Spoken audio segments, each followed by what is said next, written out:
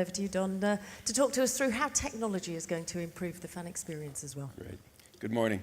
So the Malaysia Stadium, the Atlanta Hawks Stadium, maybe I should be buying their rooms and their drinks. Thank you very much for supporting Samsung. Listen, my name is Don Szczepaniak. I'm the president and CEO of PrismView, which is a Samsung company focused on manufacturing and selling large format LED. We sell large format LED across a lot of verticals, sports being really, really important to us. I'm really excited to be in the LED business because it's a truly global business. I think innovation and progress comes from all over the globe. In Europe, it's common knowledge that from a European standpoint, the edge of the envelope in terms of retail and digital media is coming from Europe. And we actually in the US look to kind of future trends in terms of that. However, when it comes to sports, I think the bleeding edge for LED technology is in North America. I think you've seen some of that with Thad's presentation, and I'd like to kind of take you through the rest of that. So please run the video. The new State Farm Arena in downtown Atlanta, Georgia, underwent the second largest renovation in NBA history. Home of the National Basketball Association's Atlanta Hawks, the arena now features more than 12,000 square feet of Samsung Smart LED signage, offering 10 times more LED video than the previous arena configuration. The main center-hung video board is the NBA's first 360-degree continuous video screen. It's also the first Arena Bowl to feature HD-quality 6mm LED video display technology. Fans are immersed in stunning video displays no matter where they are seated in the bowl.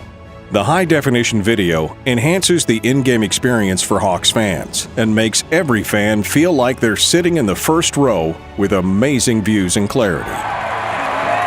The images, graphics, stats, and data will be clearer, easier to read, and guaranteed to look amazing. The animations come to life and create an entertaining, personalized experience for every fan, no matter where they're seated. Fans seated near the court will enjoy an even more enhanced experience, with 2 large displays inside the center-hung structure offering extra stats, replays, and in-game content.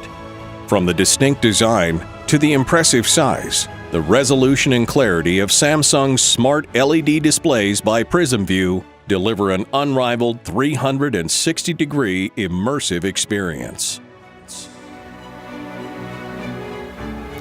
Sorry for the promotional video. That's courtesy of my marketing director, but I did want to show you at least the LED that's involved. So my presentation today is a technology discussion, and I'm really going to do 2 distinctive halves. The first is I'm going to talk about trends in LED, because there's some really interesting things happening in North America. And then I'm going to expand it in the second half of the presentation to talk about how that really integrates into the fan engagement progress that's being made and what the technology is doing to drive that beyond lights and blinky lights.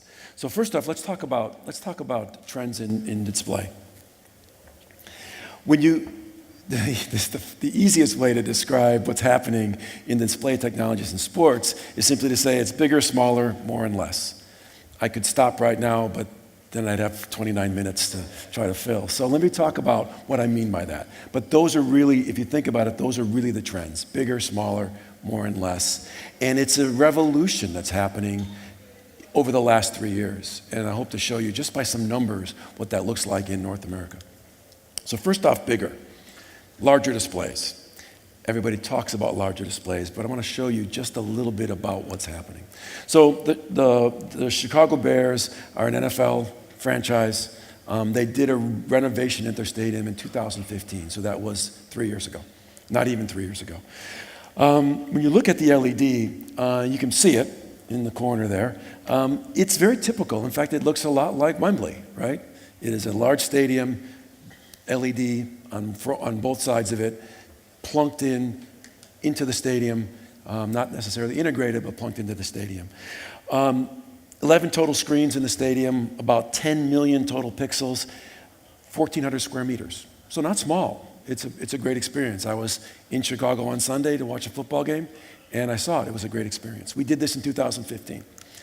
2017, 2 years later, the Baltimore Ravens, another NFL franchise, redid their stadium. 13 screens. The amount of area devoted to LED has doubled. It's now almost 2,700 meters. And total pixels has tripled. It's 35 million total pixels. But more importantly, look at the design. The screens are integrated into the stadium, fully integrated into the stadium in terms of the field, the end zone screens. They've also added huge, and they're monstrous, corner boards to enhance the fan experience, because those corner boards are showing things like player stats, vignettes. They're actually showing fantasy football stats, which is a huge thing in the United States.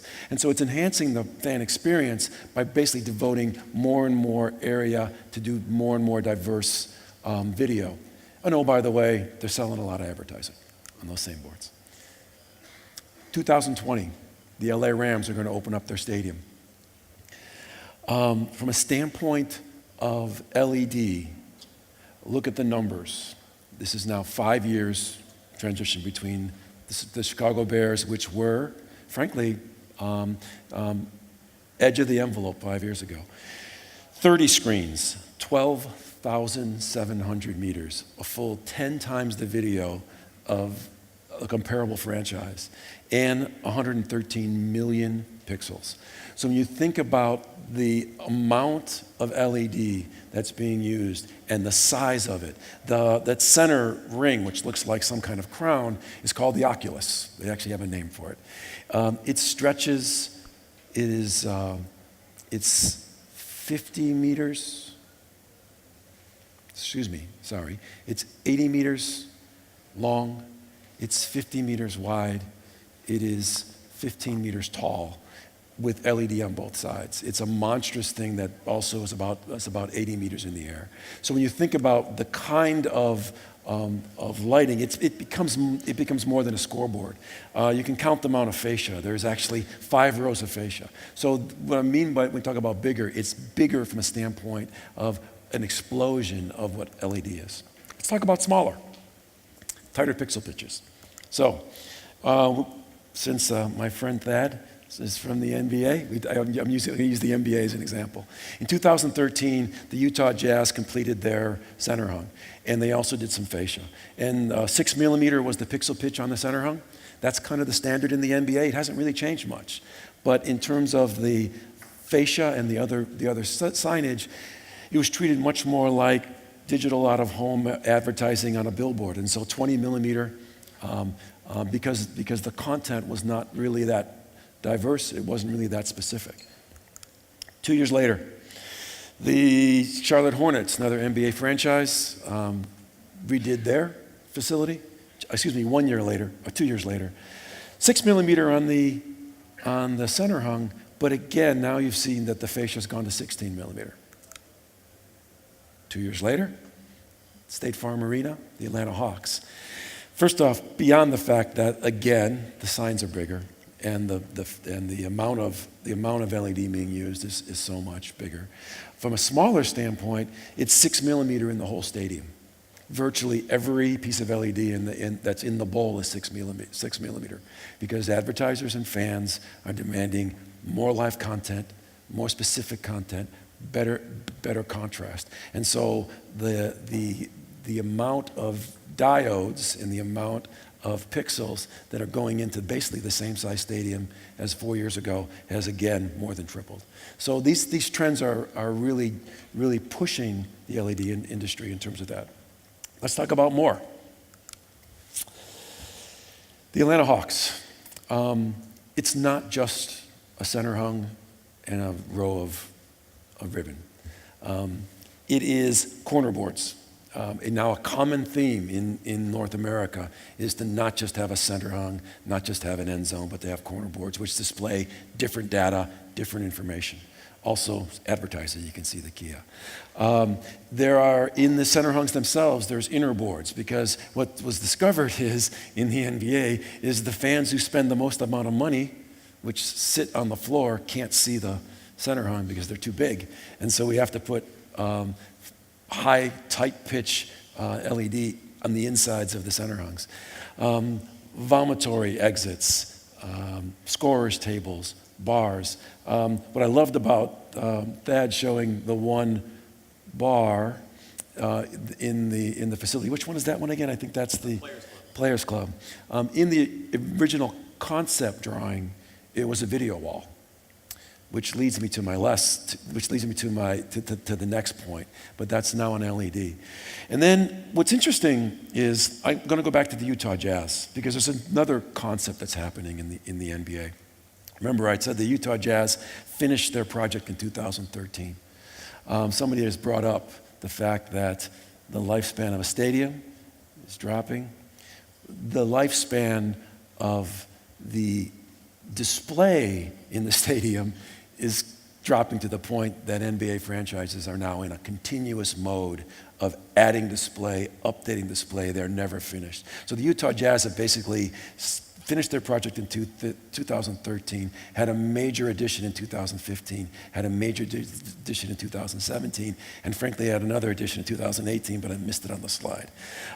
So if you look at it, they now have 64 LEDs in their bowl, 64 signs. They're putting them everywhere. The reason for that is the more LED you put in, the more you can create a full, total enhanced experience for your fans, and the more advertising you can sell. So let's talk about less. I mentioned the video wall. What's happening is LED is replacing projection and flat panel TVs, just simply replacing it. It's becoming the choice for North American sports franchises. So even in things like training centers, this beautiful piece of LED is actually the players' auditorium for the Baltimore Ravens. It's where they go to watch film from the previous game in terms of training. And instead of video walls or instead of projection, it's now fine pixel pitch LED. The lower left-hand side is the defensive linebacker room, I think, for the Ravens. And even there, they're actually going to LED versus video walls. And just like in the Atlanta Hawks, in a lot of the suites and premium spaces, they're being replaced. Those projection and LCD TV is being replaced by LED. So in North America, what's happening is LED is exploding for not just the front of the house, but also back of the house. And let's show the impact of that. So again, this is the State Farm Arena. We've shown it a couple times. There's 45 displays in the State Farm Arena inside the bowl, which is a lot, 31 million pixels.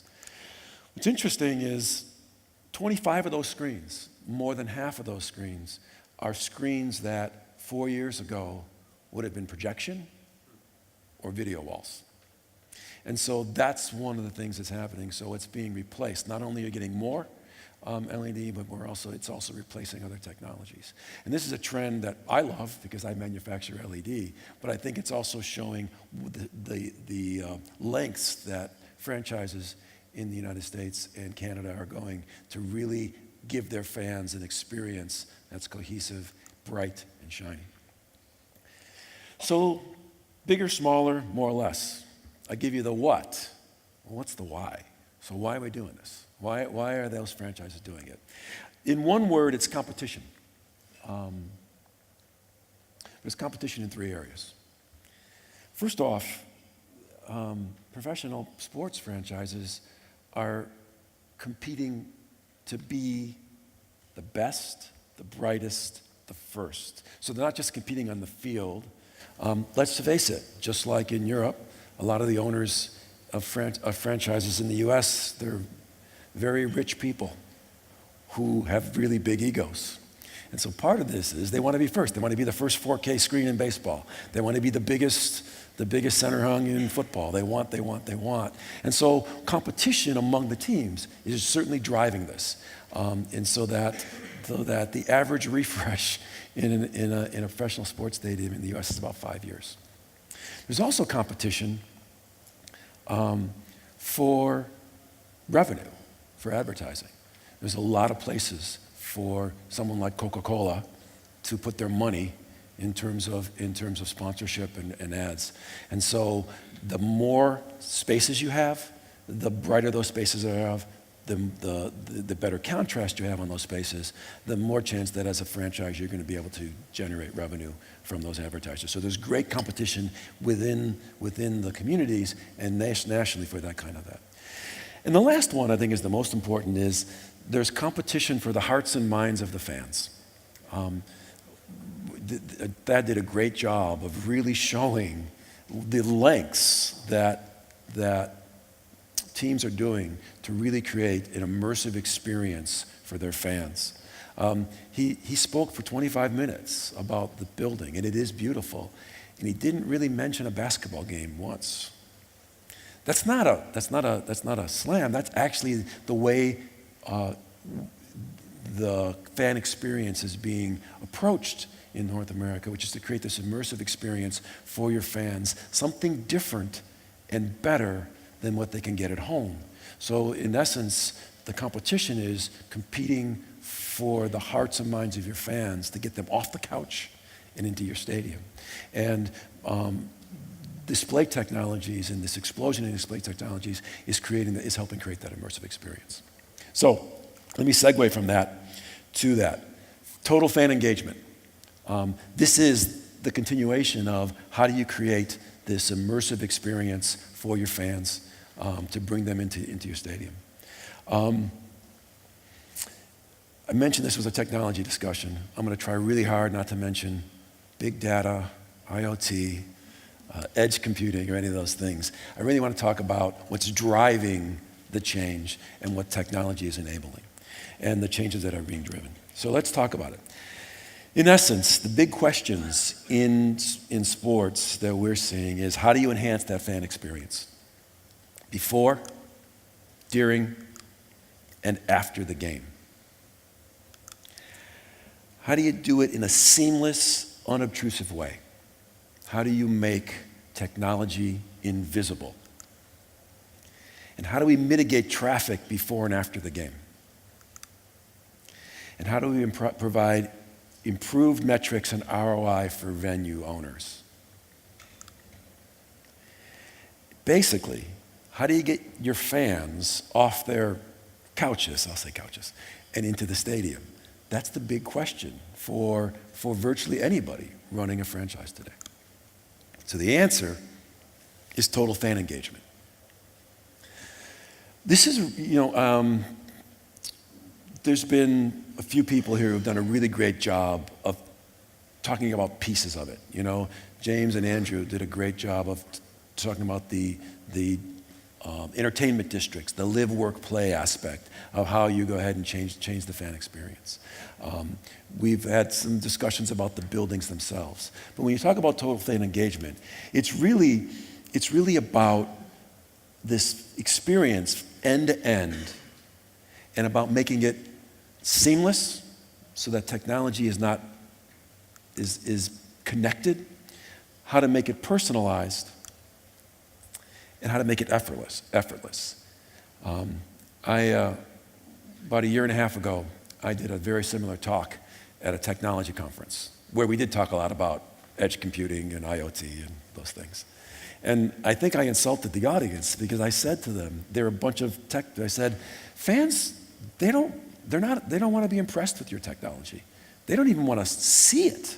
What fans really want is they want it to be like air or like water, completely necessary, but mostly invisible and taken for granted. And so when you think about the technology that's driving fan engagement, these three things are really important. Because if it's not effortless, if it's not personalized, if it's not seamless, if it's not invisible, they're simply not going to do it.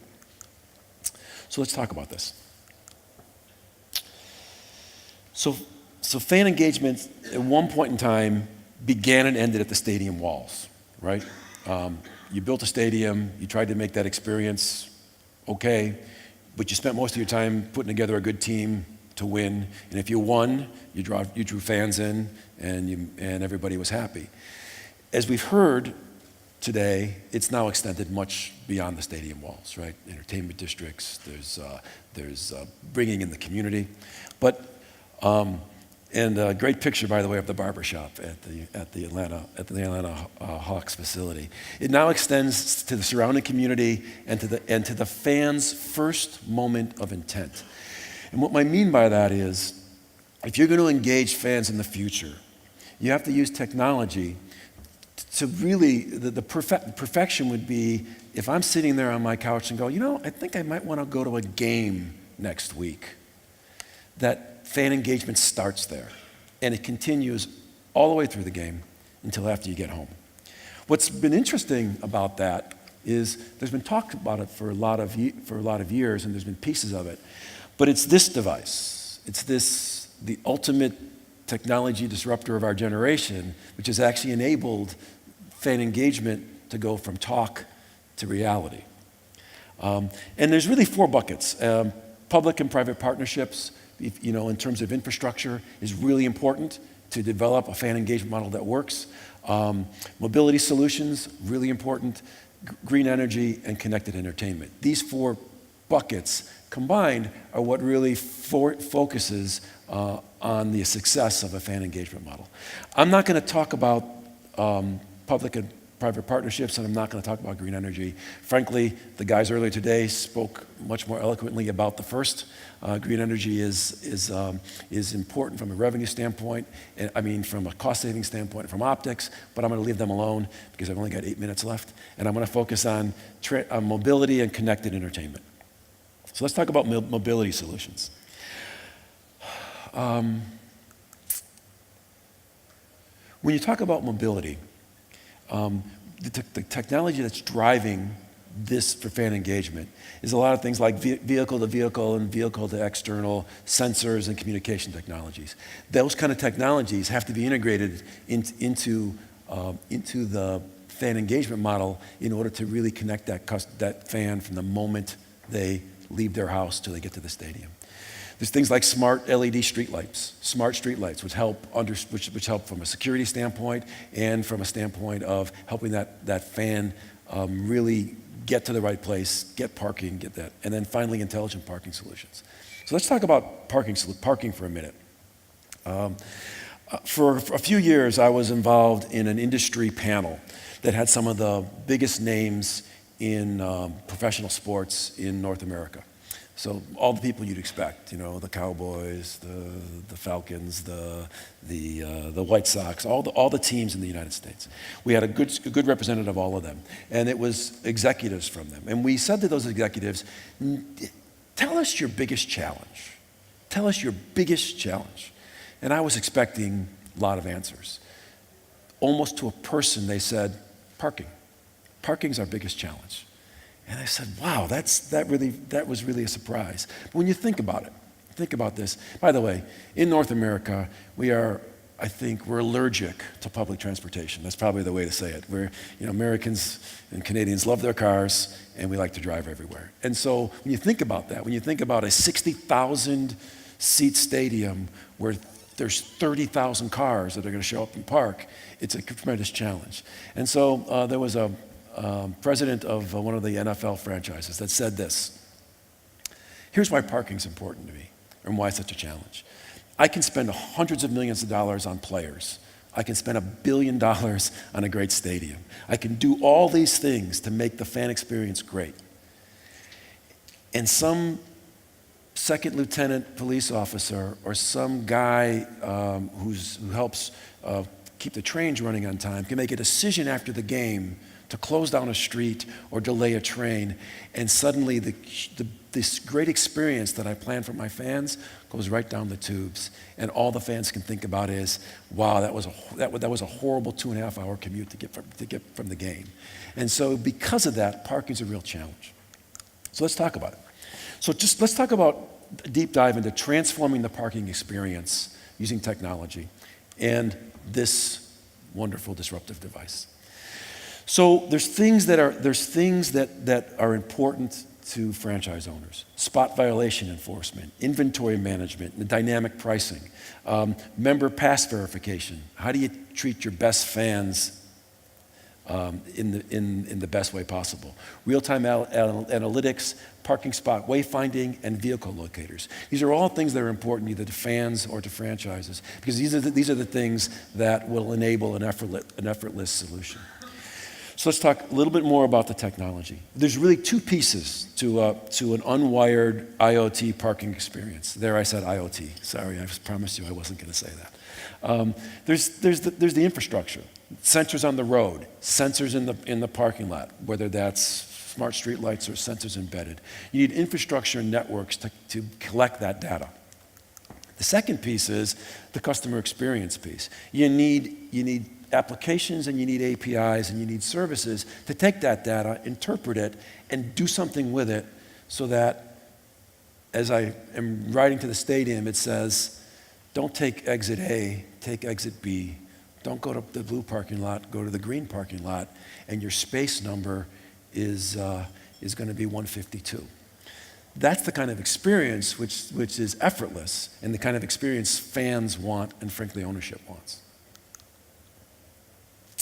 So if you do it right, intelligent parking solutions help resolve these kinds of challenges. Mobile cash shrinkage. In the United States particularly, parking is a cash business, and the people who are taking that money are your lowest paid employees. Often they're temporary workers, and so cash shrinkage in the parking business is a huge thing. Fans miss the start of the game because they take the wrong exit and they end up parking in the wrong spot. There's lack of fan visibility into what's available. So you have a bunch of people going into parking lot A and no one going into parking lot B. There's difficulty in finding their vehicles after the game, particularly if they've had a pint or two. And then they lack information in how to navigate exiting. So all those things are really important, and those are the kinds of things that are solved by a smart solution. Parking is not the only mobility issue. You got command and control platforms. How do you connect things like who's scheduling trains and buses to this device so that the people who are scheduling that know exactly who's coming to the game and where they're coming from and how many of them there are. We have got autonomous and driverless cars. This is a huge technology breakthrough that can be connected to that fan experience. Even connected aircraft, because at the end of the day, it's for no matter where you're coming from and how you're getting there, how do you connect it to the fan experience? So let's talk about connected entertainment, in-stadium and entertainment district technologies. As I said before, fan engagement begins at their home. It begins at intent. It continues on their drive or their commute to the game. It continues in plaza kiosks because all over the world we're building live, work, play districts around our stadiums. So how do you connect that person to them? Really important for those developments is in the retail districts and the entertainment districts, how do you have connected security, in-store POS systems, and facial recognition? How do you use those technologies to do things like whitelisting? Whitelisting is, maybe you're familiar with it. How do you identify your biggest and most important fans, the ones that spend the most amount of money? How do you identify them as they walk into a fan store, connect with them, and get them to make additional investment into your team in terms of offering them the ability to shop and entertain with specific offerings that are purpose-built for them. Those kind of technologies. And then in the stadium, multi-video distribution technology. There's a really fancy word for today in our business, we're working on the ability for Thad to sit there and me to sit here at a game looking at the same LED screen and have him see something different than what I'm seeing. When you think about the possibilities of how you promote to those fans, the monetization of that, and the fan experience, it's an incredible possibility. Those things are in our future. And then finally, what kind of platforms are you going to use to tie this all together? So let's take a deeper dive into the fan the total fan engagement platform. So this is Mike. I named him Mike because he looks like my brother-in-law, Mike. So when you think about Mike as a fan, what I just talked about, we want to make sure that we kind of do an omni-channel fan experience that connects in pre-stadium, in-stadium, and post-stadium. And frankly, we want to make sure that there's an ROI on that investment so that we know what Mike is spending and we help him spend a little more at our stadium. That's a really important thing.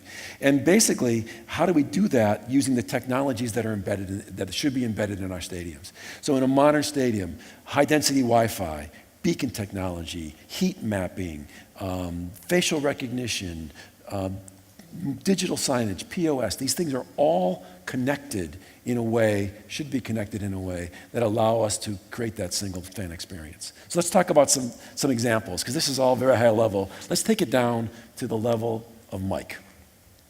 So pregame, Mike is thinking about coming to the game, and because he is a fan and he gets his ticket electronically and he's signed up for the app, suddenly he gets a push from the app that says, "Hey, Mike, if you leave for the game now, there's 20% off in the entertainment district at the restaurant."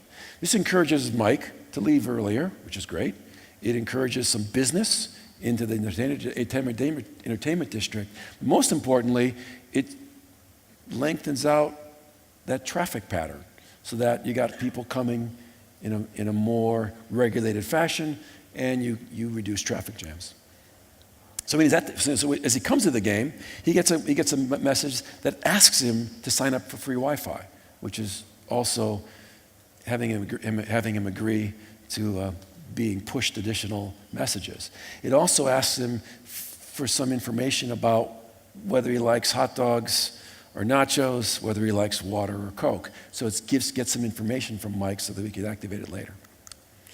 When he's in the game and he's walking to his seat, smart signage that utilizes heat mapping and facial recognition, it allows us to go ahead and pitch directly to Mike in terms of things that interest him because of his profile, or things that he might be interested in terms of investment, like whether he's going to drink a Coke or water. Live stats that interest what he's doing. Again, that facial recognition, that live profile, allow him to stop and have FaceTime at a board, which really helps from a standpoint of also marketing that board in terms of advertising. Aggregated digital displays are linked to screens because of his preferences. Because we've gotten preferences from Mike, we can actually go ahead and advertise to him the things that he likes and stay away from the things that he doesn't. And then finally, queue management. Because we know where Mike is and we know what he likes, and we're managing POS, we can now go ahead and pitch to him so that when the queue is eliminated at a vendor, we can ask Mike to go out and get a hot dog, because he can do that now versus at halftime versus everybody else. At halftime, we get a push notification for additional spend. We can gamify the game, create much more intuitive and specific ways for Mike to be entertained at the game by utilizing that same technology. Again, we get him involved with the game. And then finally, food retailing near the end of the game, as you want to encourage people to leave, or you want to encourage people to spend a little more money in their entertainment district, you can go ahead and push that to them. And then finally, again, more gamification, the ability to have them participate in polls and surveys. So this is all about Mike, and it's been about making that fan experience something that is unique to them. But for the franchise and for the ownership, there's some real benefits to this. An increase in sponsorship and advertising revenue, heat mapping of crowds, coupon redemptions, preferential campaigns, data capturing and insights, fan statistics, and revenue and transaction numbers. These are all things that, if you're running the business of sports, are really important to you. And by using a fan engagement model in which we're collecting big data on people, we can do that. So again, total fan engagement is seamless, personalized, and effortless. I've talked about it being the future, but it's actually happening now. I'm going to leave you with one last quick story. The Orlando Magic are a competitor of the Atlanta Hawks. Let's talk about the Orlando Magic. They haven't made the playoffs in 6 years. They've never won an NBA title. They are the kind of franchise that would typically not have great fan participation. Yet their season ticket renewal rates and their stadium capacity is above the average in the NBA. So how do they do that? Today, if you are an Orlando Magic season ticket holder, you don't really buy tickets. You give the Orlando Magic the equivalent of what your season tickets cost for the year, and you get Magic dollars. And your Magic dollars are all on your phone. And so if you want to not go to 4 games, but then go to a 5th game and bring your relatives, you simply use your app on your phone and you give back your 4 games worth of tickets, and you buy and you access 4 more for a single game. If you want to give up a half a season worth of tickets so you could sit courtside for 1 game, you can do that. If you want to transfer your tickets and instead go to one of the restaurants in the premium lounge, you can do that. If you want to get the mascot for the Orlando Magic to come sit by you because your kid loves him in the 3rd period for 10 minutes and take a picture with your kid, you can do that all from your phone. Because what they have done is transformed the fan experience from something that is transactional and ticket-based to something that allows the fan to completely customize their experience. And so they cite that as their number one reason why they can continue to get higher than average retention rates and higher than average fan attendance for a team that, frankly, from a sports standpoint, is pretty mediocre. Don't tell them I said that. And to me, the reason why I bring it up is they're doing that today. Today. They've actually been doing it for 2 years. So this fan engagement model sounds like it's in the future, but there's teams in North America and around the world that are doing that today. And if you're not thinking about it in terms of your stadium, if you're not thinking about how you're going to address that, then you're missing out on what's going to happen in the future. Thank you very much.